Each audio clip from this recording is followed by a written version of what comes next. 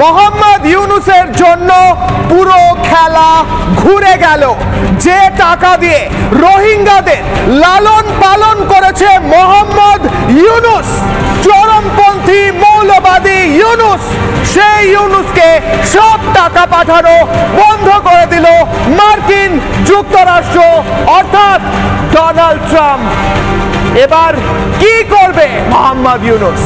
যদিও পিঠ বাঁচাতে পররাষ্ট্র উপদেষ্টা বলছেন, আমরা তো জানতাম, ওরা তো বলেছিল, আমরা জানতাম আগে থেকে। কি বলছেন পররাষ্ট্র উপদেষ্টা নিজের পিঠ বাঁচানোর জন্য মোহাম্মদ ইউনূসের হয়ে?